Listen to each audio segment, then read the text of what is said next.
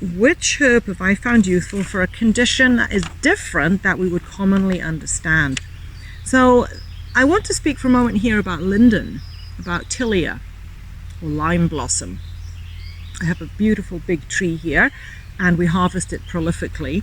Back in about 2000, maybe 2001, when I was studying for my Master of Science in Herbal Medicine, I was studying with the Scottish School of Herbal Medicine, and we did a field trip to a place in the centre of Scotland, a big old house where we stayed, and it was grounds, and we were doing classes and workshops there. And we were engaged in the Goethean science model. So we were doing the practice of observing plants and subjectively experiencing them, and then objectively analyzing them, and then coming to some kind of shared conclusion of the subjective objective. It's the 7-step process of noticing nature that Goethe developed. So there were 9 or 10 of us in the cohort of the master's program, but we were sharing that weekend with more students of the Scottish school, and so there was about 28 of us, I think, and we spent the whole weekend, 3 days, studying linden.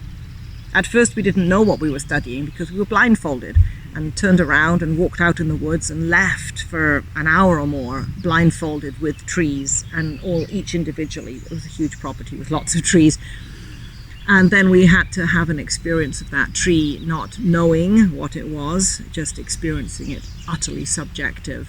And then we went on over the 3 days to study it in all kinds of ways, from smelling it, tasting it, hugging it, reading the science on it, making the medicines from it. We ended up making a flower essence, and this is what changed for me with how I use linden. So most of us know linden as a plant for anxiety and stress and hypertension, insomnia, maybe high blood pressure, and it's a diaphoretic.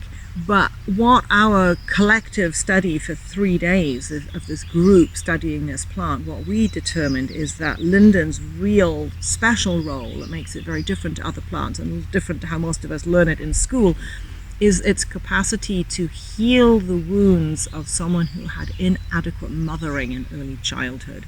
So a young baby or a child that lost their mother or had a mother that was otherwise preoccupied and unable to care for the child properly, they felt unloved or abandoned.